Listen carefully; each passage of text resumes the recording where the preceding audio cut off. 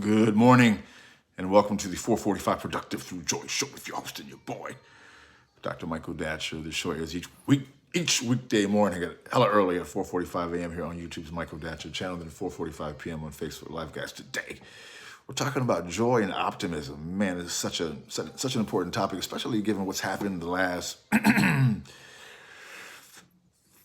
year, and in the last 4 years, in the last 400 years, at least for Black people in this country. So it's difficult to have authentic joy and optimism, but one can train one's mind to experience and be about that. So that we have a really interesting show, because when you can train your mind via study and practice to be about joy and optimism, here's the key: independent of circumstances, that can transform your life. So thanks for being here. You can go to productivethroughjoy.com, see about us. We speak to groups, schools. Reminds me, let me clear my throat. Groups, schools, and organizations. This website is still not finished yet. I just thought about that. Man, we're redoing our website. We're putting all these videos and all this stuff in, but it's taking forever. I just had that thought just flashed in my mind. Wow, that's got to get done. All right, but you can also go to michaeldatcher.com to get the basic information. Holla will holla back. All right, let's dive into the topic. So we're talking today, guys, about joy and optimism. Thanks for joining us here. If you like the show, please hit the subscribe button, hit the like, pound the like, bam, and let's talk. So, as we know, things have been rough lately. Have a little collective keep it real moment. I know they've been rough because I do for a lot of people, I do a bunch of internal work on myself, so I get it. We have to, in my experience, work hard to be healthy and well. I know I've been feeling, as you know the show, I've been sharing at times. I've had a series of the last few years, incredible, like betrayals of people in my inner circle, things I couldn't even, I could have never imagined these individuals. Well, some of them I could kind of imagine, but most of it, I could never have even imagined these things happening. And so, but they did, and they have. Then Trump, then the Rona, in the same life, man. So I've been going through it. So thank God. But I have this practice and this, spiritual practice and meditations and my mystic Michael Datcher thing popping. So I've been able to survive it. But I stopped drinking just through this period. It was just too much. First Trump, then Rona. I was like, Trump in the Rona? I'm stopping drinking. I'm stopping all stimulants but coffee, just as a decision, for example, so I can survive and not be, caught up in the drama that's happening in the world. So I'm sharing that. I know if I'm going through and struggling so much,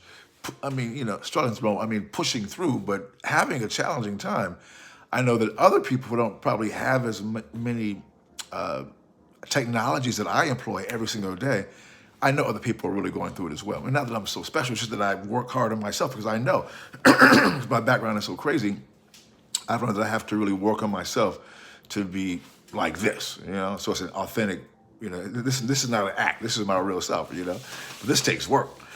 So I know other people in my thought processes, I know other people are really going through it if I'm going through it this tough. So we know it's been a rough time. And so point one is that as we acknowledge that it's been a rough time, I'm encouraging people to take definite action that you can control, because many things we could not control when Mr. Trump was the president.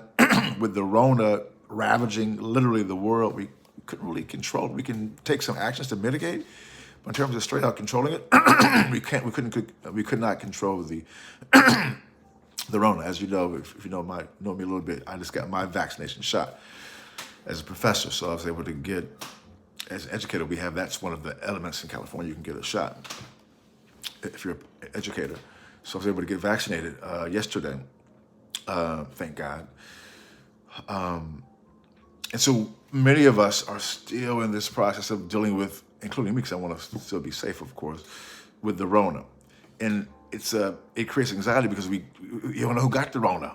It could be your boy. It could be the Rona carrier. You don't even know, And so that creates stress and anxiety, right? And so that makes our lives very unjoyful, as many of us have experienced the last year or 400 years.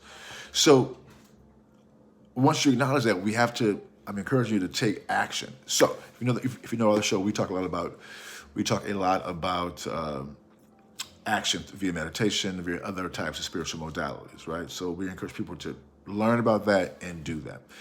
And then two, once you begin to live that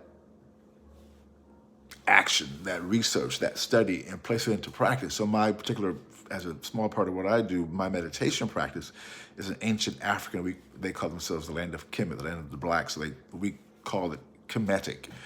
So my Kemetic meditation practice is the thing that I study, learned about, implement every day, right? That's one thing that I do, for example, to keep myself from going hella crazy.